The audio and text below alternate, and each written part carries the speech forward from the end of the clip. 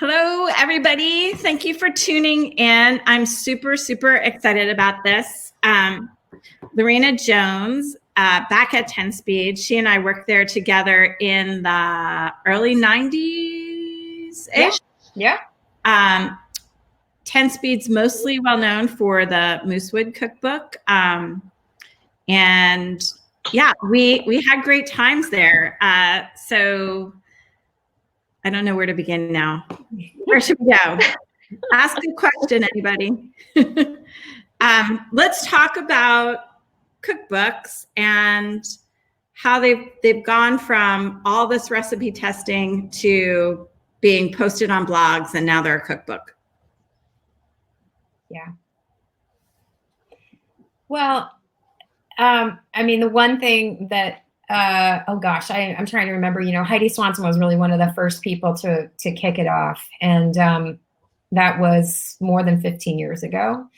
The thing that I think was pretty amazing, she was transitioning out of technology and really committing to her cookbook habit, not just having them, but actually using them and cooking her way through them.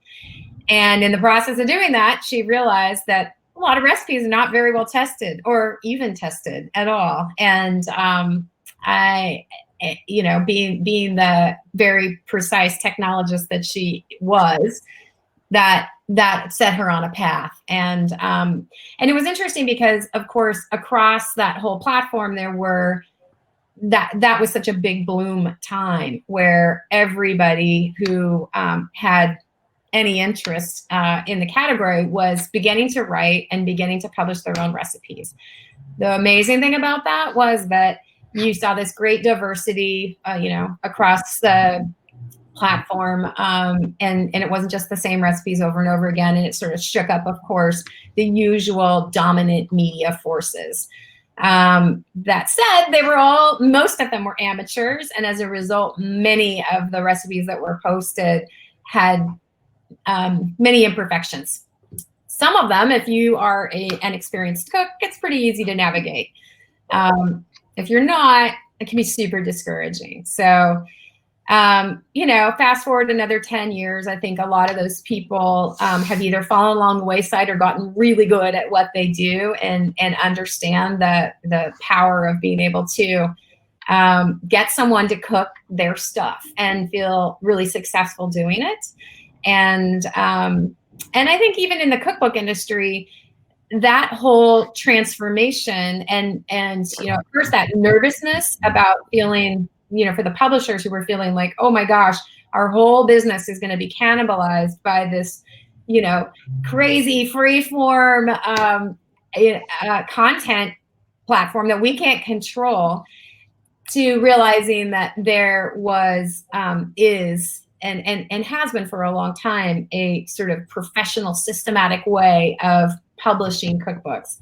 And but it caused a lot of self-examination, and I think of the editors that I know really looking at the ways they had made those books and the things that they hadn't really done deep work on, and that they needed to do a lot better too, if not only to compete with this growing content machine, but really to demonstrate what high quality is, to really set the standard and maintain that and evolve it. So, here we are, and we still have, I guess the great thing that has happened, especially in the last, 5 or 6 years, has been that we have so many young people and emerging cookbook audience that are highly food literate, but often kind of cooking illiterate. And Samin Nosrat really is the person who understood that maybe most, and realized that there was a way to educate people who were otherwise highly educated and discerning and curious and disbelieving automatically about this content. And so she has really led the charge in doing that. And it's interesting, everybody thought once cookbooks, Epicurious, once all those websites launched, cookbook sales would dive. Cookbook sales have not died. They are just booming still. And, particularly now in the time of the pandemic, we're definitely selling a lot of cookbooks, also a lot of bread baking. Yeah. Yeah. Yeah. I mean, I think a lot of that can be attributed to the fact that we're just trying to get away from our screens. People are looking to spend more time with books and away from the blogs. I can personally attribute my purchase of cookbooks to that. Yeah, but I learned at 10 Speed to read a cookbook. I mostly follow a recipe exactly the way it says the first time and then never again. But when we first had the shutdown, our cookbook club book was Midnight Chicken. Yeah. The essays in that book really brought us through, right? Like, I was reading them on Instagram, crying my eyes out because it was a hard time. And cookbooks, there's some comfort, not just like the food, but our relationship with food. The ritual of food is so comforting. Yeah.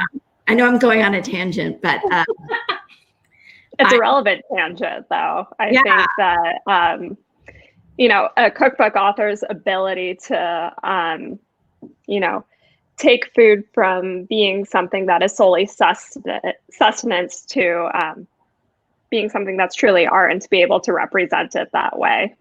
Mm-hmm. Well, and I think one of the things that you do in particular very well, Lorena, is books with stories. I love Sister Pie. I love Sister Pie so much. Thank you. I'm a terrible baker. I really am.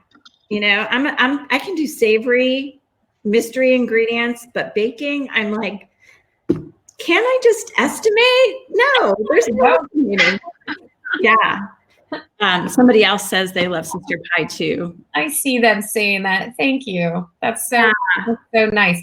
Well, I was inspired when I first got started by another woman whose last name is Jones, Judith Jones, and how she, who also was a nonfiction editor who edited a lot of other subjects other than food and cookbooks and food culture.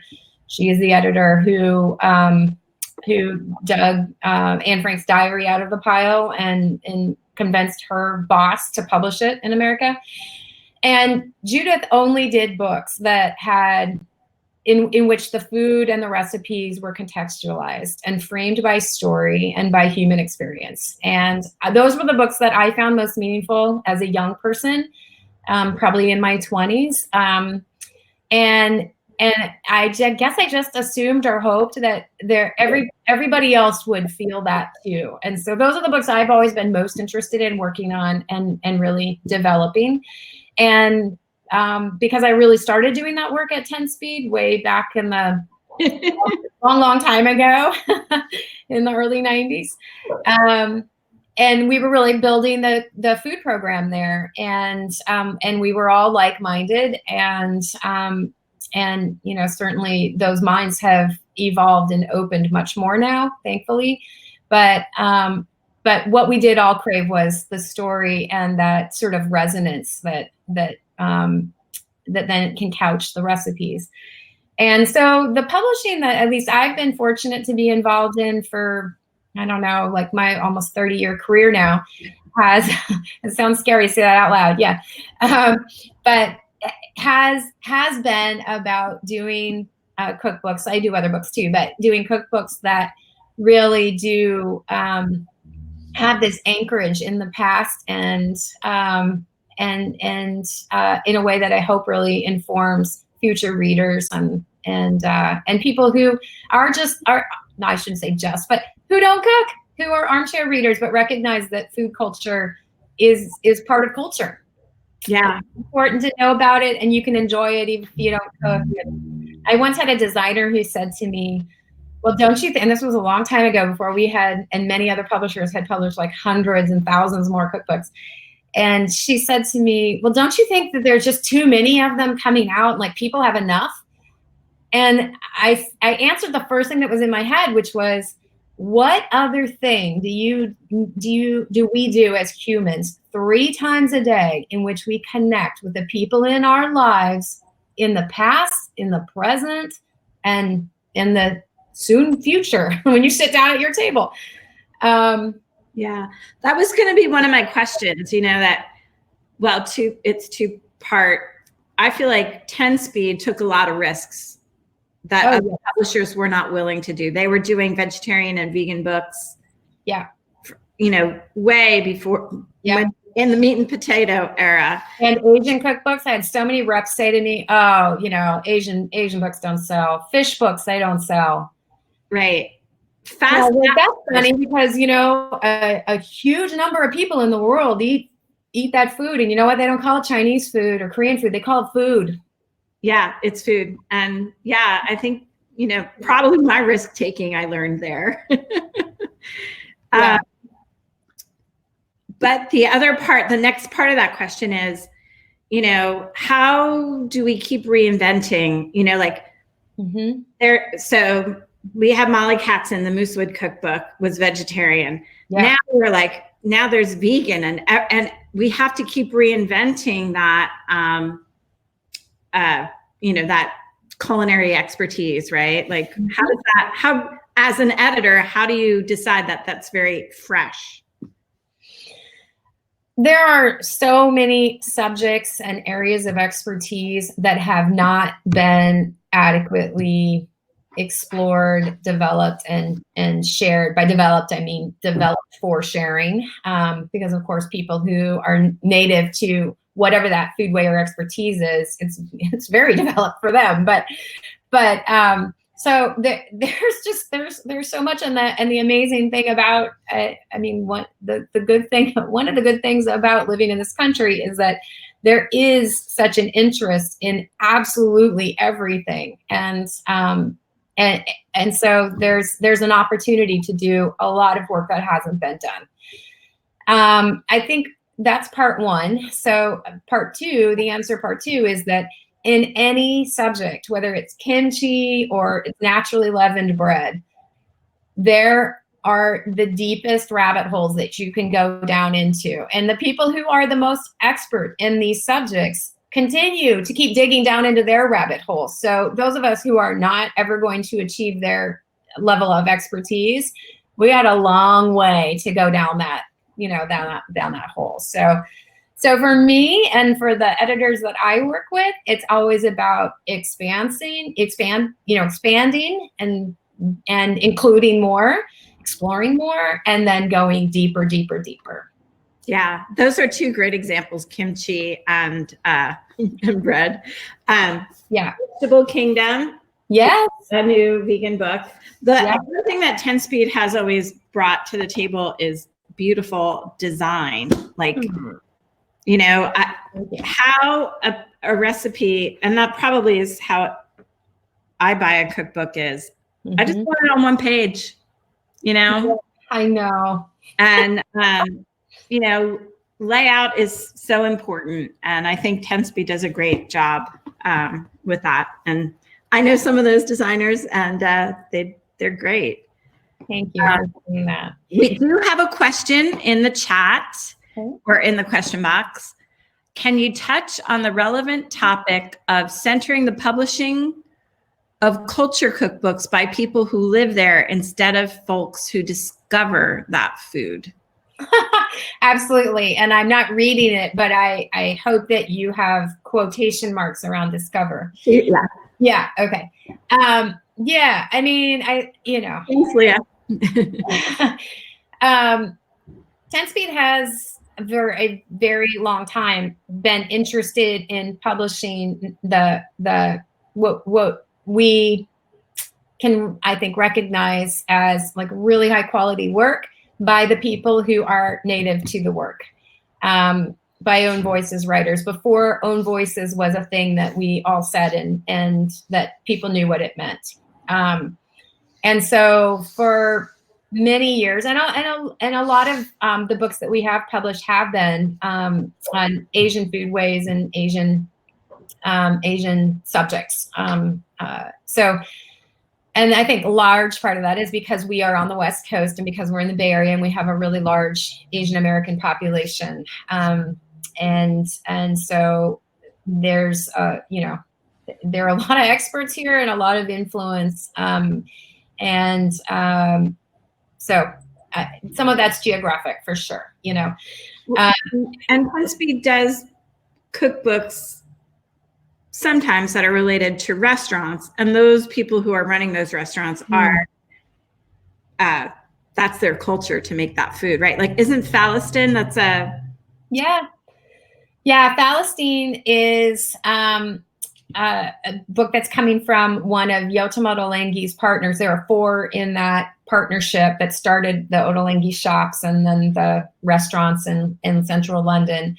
And Sami Tamimi is Palestinian, and he and Yotam met when they were both cooking in Tel Aviv when they were young guys. And then, they met up again, joined up again in London to start building out that business. And Falastine is a return really for Sami to his birthplace and an exploration of what that food is now and how it has been influenced and informed by, basically the collapsing of people from so many areas into a tiny area in which their own regional cuisines or foodways have now hybridized because they're all with each other and they aren't able to get the ingredients, or they weren't able to get the ingredients that they were used to getting when they were in their region. So yeah, there's Sami. You mentioned there's a lot of people. Charles Phan, who is a Vietnamese cook and restaurant owner in San Francisco, for example. He's done a couple of books with 10 Speed over the years. Andrea Nguyen, who also is Vietnamese and is not a restaurant cook, but is really, she's a writer whose work appears in the LA Times and the Washington Post and the New York Times and so on. And she's done, maybe 5 books now. Shame on me for not remembering what the number is. I think it's 5.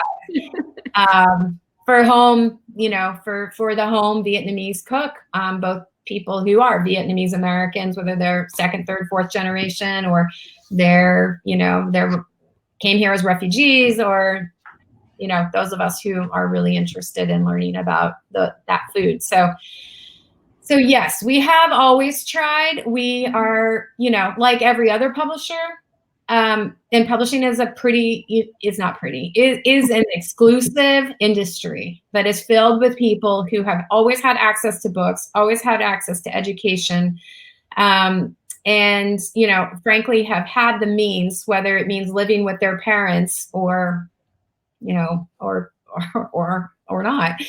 to be able to take an editorial job that is historically very, very underpaid.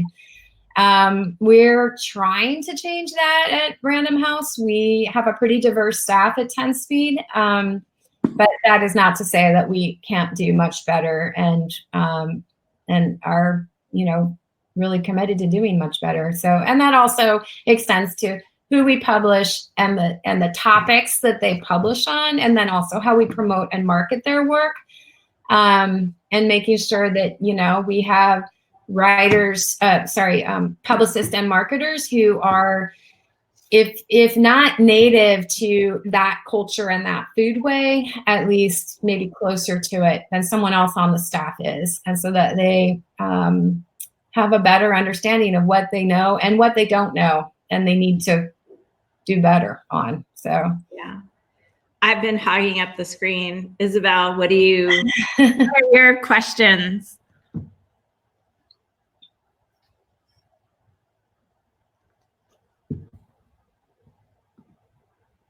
Your mic's off. Yeah.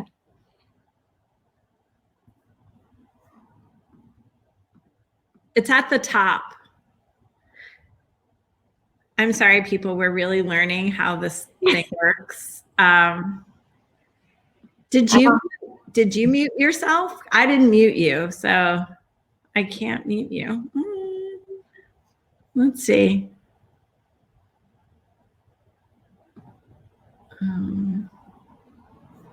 Okay, Isabelle, you're.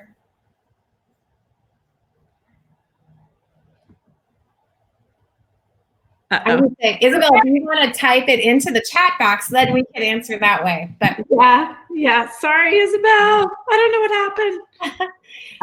I can pick up on a thread too about the restaurant books, just because I think your member has probably noticed that there have been that the number of restaurant related books have really dropped in the last two years, and that is reflective of a trend too, and what people are interested in. I think as that whole audience has, and these are folks who are maybe not as committed cooks, and people who would identify cooking as sort of one of their primary forms of recreation and meeting.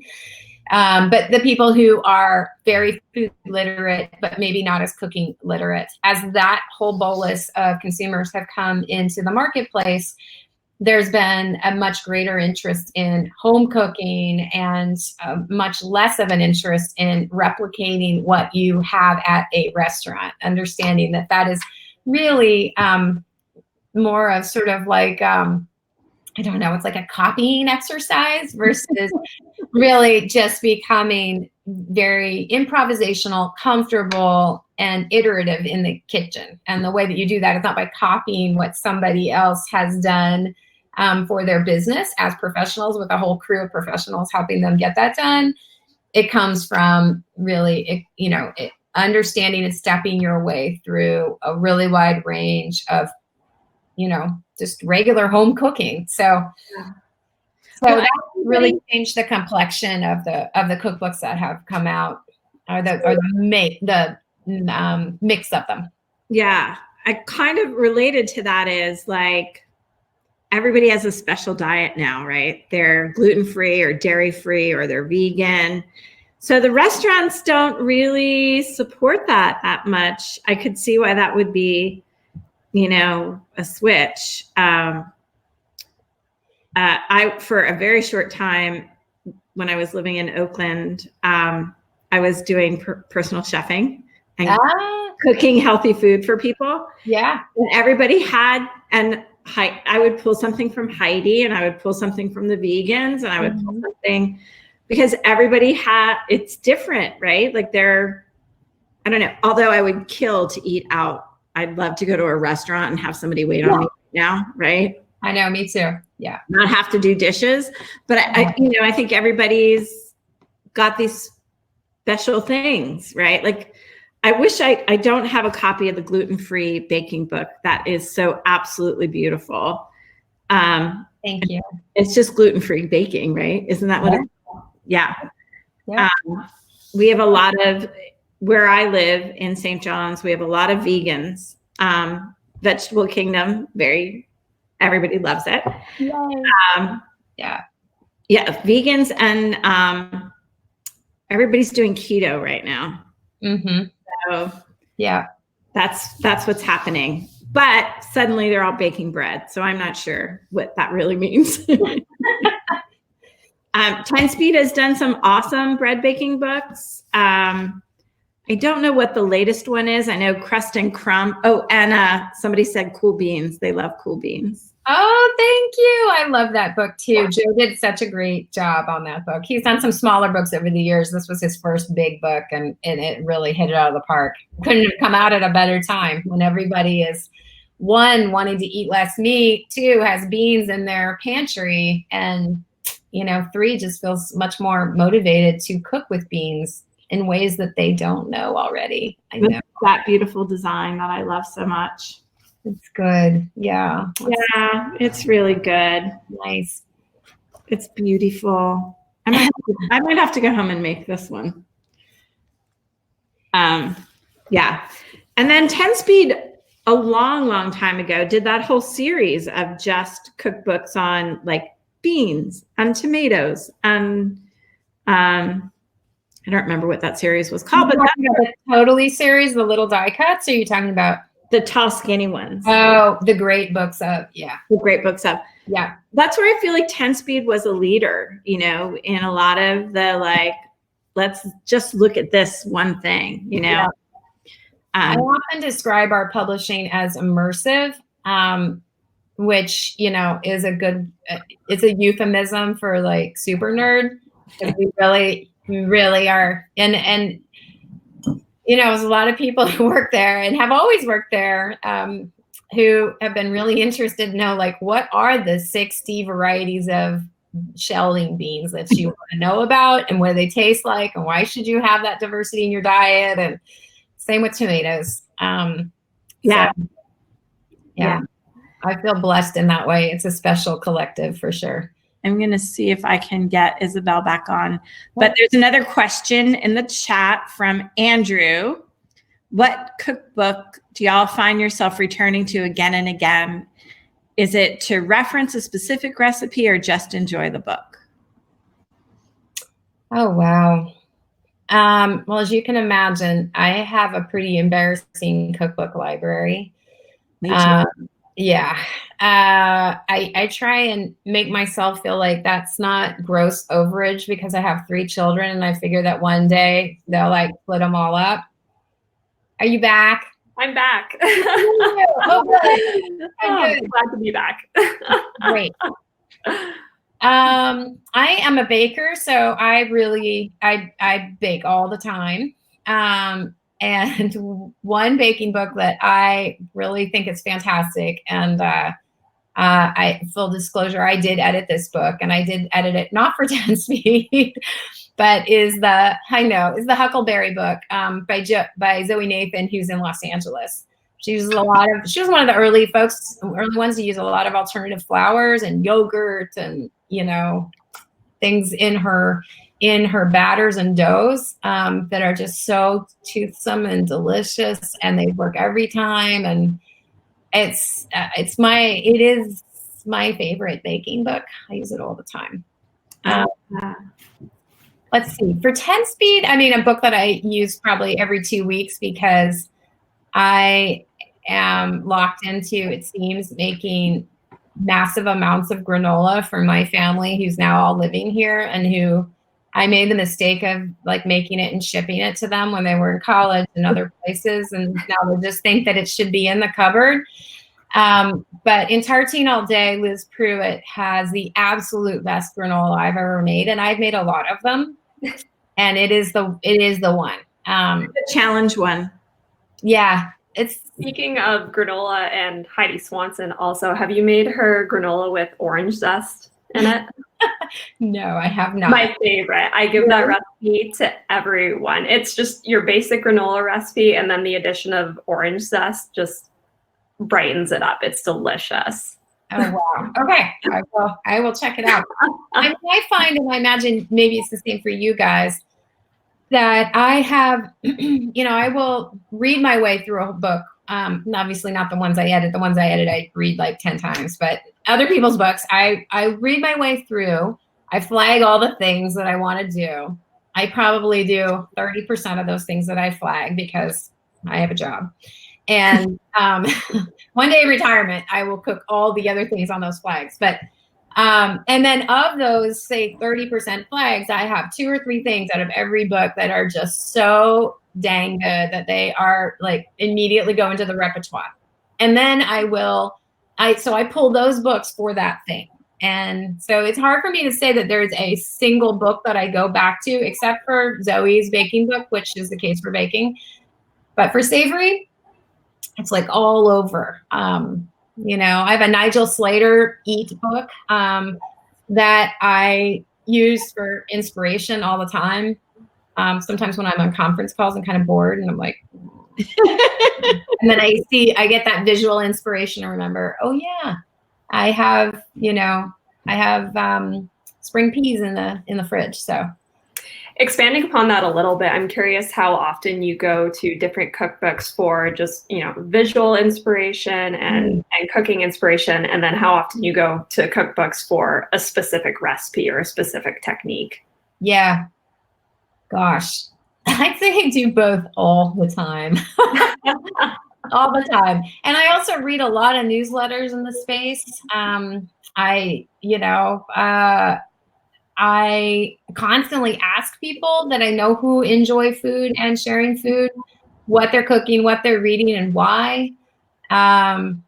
It makes me sound very one-dimensional, but I do believe that it's very cliche, but I do believe that human connection that occurs between what we cook and nurture others with is so elemental to our humanity. So to me, it's an endlessly interesting topic. So yeah, me too. So St. John's every quarter, I mean, we had to cancel it for the pandemic, but the community comes together and basically has a giant potluck that is just cakes. Oh my gosh. And I love it's cake, fantastic. And we do it in the plaza. And I actually can't believe the Board of Health hasn't shut it down, but everybody comes with a cake, whatever some people do go to Safeway and cheat, but mostly everybody gets their bake on and comes out. And we have had, I don't know, I'm not an organizer of it, thank God, but I want to say like 100 cakes. Wow. And different. Every single one is different. Yeah. And is there a story for each one? You need a shelf talker for every cake? So they have little signs, right? Vegan, gluten-free, dairy-free. But there aren't, you're right. We should have a little, why did you choose this recipe? Exactly. Yeah. That's a story I'm always interested in. Why one, do you think that this is special and it should be special for someone else? Yeah. And second, why do you think this is really delicious? And usually number one is more important than number two, but sometimes you get both. I will say the Midnight Chicken recipe in Midnight Chicken by Ella Resub. I can't say her name. I've made that 3 times already. Yeah. I love it. I don't know why it's so special, but it's really good. Has it varied much time to time that you've made it, or? No, it's completely consistent every time. I mean, sometimes it calls for chilies and sometimes, chilies are hotter or not hotter. Yeah. I mean, there's a little bit there, but it's consistently amazing. Yeah. I see that Christina made it for Easter and agrees. Yeah. Christina is also one of our local fantastic bakers. She makes delicious baked goods and savory stuff too. But wow. Yeah. Can I ask you a question about your cookbooks and how you selling cookbooks and how you go about that? Do you, because there's so many that come out every year, do you go through them and think about your community and what they're most interested in first and foremost, or do you think about what you want them to so enjoy? I do carry vegan ketogenic diet books. Yeah. Because people want them. Mm-hmm. But mostly everything I know about cookbooks, I learned at 10 Speed. And I look at a cookbook and I see what's the layout, how easy it is to do the recipe for somebody who opens it. Mm-hmm. Is there anything in this book that I would want to cook? Yeah. And for the most part, I can always find something. And that it's really selfish. I have a cookbook problem myself. And so my viewing of cookbooks is really selfish, and I can sell it if I love it, Yeah. I love Amy Chaplin's At Home in the Whole Food Kitchen. Yeah. I cry every time I open that book because I wanted 10 Speed to publish it. The binding is terrible. There's a lot of things wrong with it, but I love that cookbook and I love Amy Chaplin, and you should probably steal her. Noted. But Yeah, I am a selfish cookbook buyer. And these guys will tell you I can talk them into anything. I'm curious for both of you, Christine, from a selling perspective, and then Lorena from a publishing perspective. How much do you take into account trends in cookbooks? Because just today I was, both in terms of visuals and content, because just today I was looking through Alison Roman's Nothing Fancy cookbook, and it's great. It's very of the moment, but I was thinking a couple of years down the line, is this going to have as much resonance as it does today? Is that something that you take into account when you're including things, including different cookbooks, or not so much? Let me just see who's online here before I answer that question. I hate the layout of that cookbook. Mm-hmm. I sell it because people have asked me for it. Yeah. But Yeah. Yeah. Yeah. Mm-hmm. I think Midnight Chicken much better. Yeah. They just did for our cookbook club, we did Diana Henry's what is it? Yeah. Change of Appetite. Change of Appetite. Mm-hmm. I love it. I love the writing. I love it's different. It's English. I love that so much more. And I think for the most part, booksellers are good at selling things that they love themselves. Mm-hmm. I can sell Alison Roman. It's on the shelf. Yeah. Do I love it? No. How many copies of Amy Chaplin's book have I hand sold? 15. It's Midnight Chicken. I had to talk everybody into that because it had English measurements. I'm so glad you talked me into that book. But it wasn't about the measurements. It was about the spirit of the book, and she wrote it while her husband was dying. So much about that book is connective, right? Mm-hmm. But the reason I opened a bookstore is that I want to connect with my community and my people. Mm-hmm. And I'm more connected to Alison Roman. I don't know why. I don't know. For cookbook design, I feel like for us, well, first you have to know what your identity is really as a publisher and what you want to put out into the world. And for us, it's always been about immersive and really high quality, and that there is, a utility to it. And that it's enduring. I did work on books that I didn't acquire, someone else commissioned, and I was, the learning editor at the time, 25 years ago, that are still very relevant. So those are the books that we want to do. And we are less concerned about trends. Honestly, we are much more concerned about what is going to be lasting. Yeah. So then when you operate from that perspective, it's a fine line between having a design that feels original and really fun to, a visual feast, as it were, and that also has a very high utility. And so I think, do other publishers do books that are more design driven and therefore more, just they appear to be more as objects? Yes, absolutely. Do we do books that are very conventional and sort of not of the moment design wise? I don't think so. I think we try to really ride right down the middle. Mm-hmm. As a cook, and we have a lot of cooks on staff, we're all super annoyed when we see a sample design, and actually the designers are mostly cooks as well. We're annoyed when we see a head note that is, 500 or 600 words long and is in ital and has really tight leading. We're like, no, come back, right? We are going to read this. Other people are going to read this. Let's believe that, and let's design to that. Mm-hmm.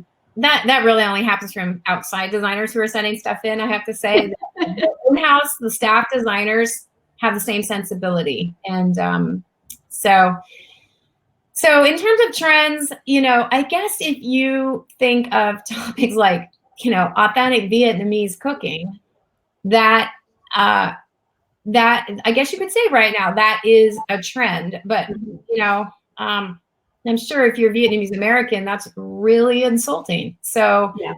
you know, I mean, the way I think about it is there a greater market or a greater audience that is open to learning this right now, or that we could make open to learning it? And if so, then that's, I guess, what we identify as a trend, that's an opportunity to publish into. So, but, you know, like, I don't know, popsicles and dips and spreads. Let's see, what else? Wait a minute. Put an egg on it? No, not Appetizer. Fast appetizer. What'd you say? Fast appetizer. Oh gosh, yeah. I still have that book and I still use it. Really? Well, there aren't that many good appetizer books out there, so I'm not surprised that you do have it, actually.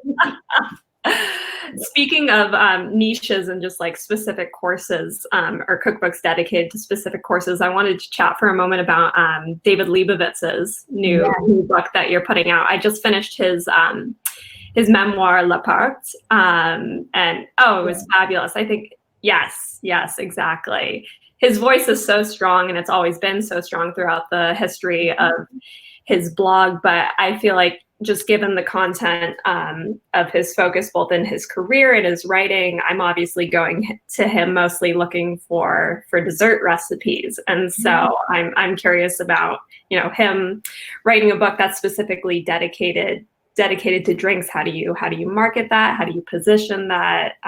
Things like that.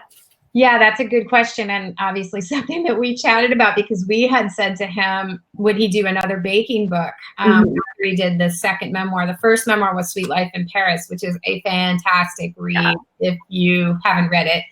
It's in paperback. And then, you know, his big Paris cookbook preceded this one. But, you know, he has been observing, because he is an observer of culture, of course. He has been observing how the cocktail culture and craft beverage culture has really evolved in the States since he decamped to Paris. And so he really had been sort of an observer and an appreciator of it.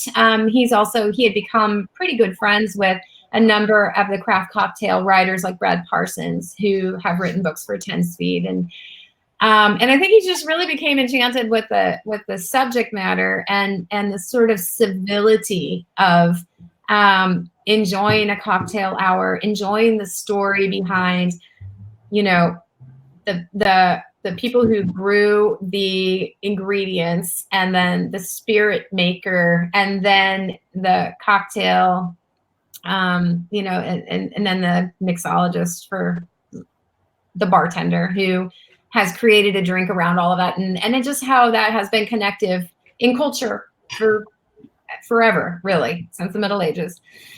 And so that became a subject that he was really wanted to deep dive into himself. We trust him because he really does the work.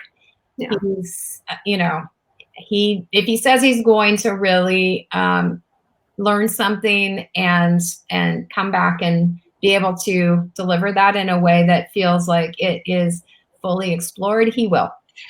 So, but we've had a number of, you know, reviewers and bookstore owners say, what? He's getting into beverage now? Like, is everybody doing that? And I guess the answer there is just, when you really trust a writer to be original and thorough and bring their own unique and important sensibility to a topic, then you support them to do that. Yeah.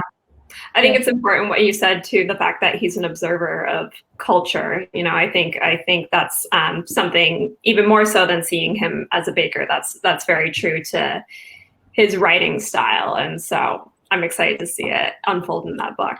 And if you all haven't noticed, I don't know if you follow him on Instagram, but he is live. He's live streaming it's like a 3 or 5 minute little show, basically multiple times a day. He was doing them every day for a while, but it is around a whole bunch of things. His partner Roman comes in and makes cameos or is behind the camera. and Roman doesn't speak much English, so that's always confusing and interesting and funny. But yet he's very opinionated, of course. So that's great.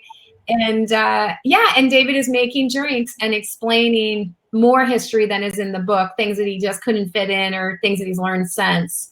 Or And that his editor took out. yeah. Well, he did. That book did grow a couple signatures in production, so not a lot got taken out. It all pretty much got kept in. But anyway, it's so entertaining, and it's really, you'll learn something, you'll be entertained, you'll appreciate his sense of humanity and his just forthrightness about a lot of things. So if you haven't been following along, follow along. I think, of course, I'm soft on him, but I think his next step will be, TV or small TV. Yeah, I want to be cognizant of your time. We have about 10 minutes, 10 to 5. Does anybody have any other questions that they'd like to slip in? I don't want to keep Lorena over an hour. I have to make dinner. She has to make dinner. We haven't talked at all about Jamie Curl, who is a local baker. Yeah. How did this come into your hands, or tends to? Well, Jamie's first book was a candy book called Candy is Magic, sort of like my sweatshirt books are magic. And then she was trying to develop, what would be her follow-up. And so she pitched this book to an editor who's no longer at 10 Speed named Jenny Walkner. And we started, so anyway, but I thought it was a really unique concept as a baker who is very, dedicated to baking and bakes a lot. But I therefore then have a lot of friends who are not and are casual bakers and who feel very nervous about it and constantly ask me questions and for help and advice. And so what I saw in her book was that it could easily appeal to both segments. So she has, I think, a really neat, for those of you who are old enough to remember Granimals, it's basically Granimals for baking. So it's, just a few 5 basic doughs, and then how you can turn them into 60 things. So it's doughs or batters for cakes, cookies, and bars. And it's pretty remarkable. The flavors are somewhat, I think, sophisticated. So they, expect that you will like things like cacao nibs or dark chocolate. But there's also some really basic stuff in there. And it's so in her style in terms of its look and feel inside. It's so joy-filled. I can't think of something right now that would help, be a better escape for procrastinators or people who just need to step away from the news for a minute. It's really charming. I have a neighbor who works for St. Cupcake here in Portland, and he loves Jamie. Oh, yeah. He loves the book. So we have one question from Christina. How do you find recipe testers? I'm guessing she wants to be one.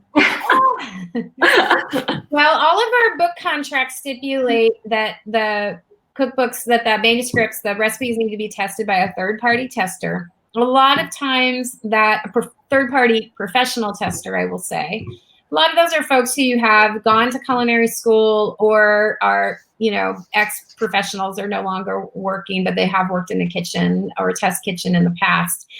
Or they have, taken some courses at, say, a local junior college or a local culinary school and been able to pass a certification. It is very specific work. Very specific work. And also, like recipe testers need to be able to understand a style sheet, which is basically the very tedious way in which we in which we detail every single style choice for how a yield is expressed, how ingredients, amounts, and their descriptions are expressed, and the way they are prepped expressed, and the recipe method, and all of that. If you give one of those style sheets to somebody that isn't interested in cookbooks, you can literally watch their eyes cross immediately. So it's you have to be into it. I worked on Pretend Soup with Molly. Yeah. And she recipe tested the book with kids. Yes. That must have been my God. amazing. Yeah. It was mind blowing. Yeah. Right. She had to make sure they could do the steps. That was a crazy process. That was crazy. And if any of you don't know Pretend Soup, it is a pictograph, I guess, cookbook in which children as young as toddler age, can learn to follow along a recipe by following the pictures. With measurements. It was pretty remarkable. It was pretty great. Yeah. A lot of the authors also have, somebody who's worked for them who knows their palate, who they want to double check their work and knows that they will not, make things saltier than they would have made them, for example. But we have some folks like Lisa Ledwinski, who wrote Sister Pie. So she and Angie, who's her partner, tested everything. And then she also had, I think it was 13 customers who signed up to basically do another test because she didn't trust her and Angie's kind of like mental filling in the blanks for each other. It's processed. And I saw all of those testing sheets when they came in, and it was just a good reminder to professionals of what shorthands professionals take that people who are not professionals, it's a little head scratching for them. So. Yeah, I do. I actually appreciate like the extra, add ginger, a thumb size, right? Like I appreciate those extra little tidbits. Yeah. Okay. I do too, but I can tell you all the managing editors, they always want to like shrink that stuff and streamline it. I know. Well, we need that. We need managing editors. We do. Yeah. So we have about 5 more minutes. Are there any more questions? Little PSA. So everybody had to pay $5 to register for the event. But if you buy any of these books, you get the $5 back. I just put the link in the chat if any of these interest you. We didn't actually get to talk about everything that's on that list. Is there anything, Lorena, that you want to give a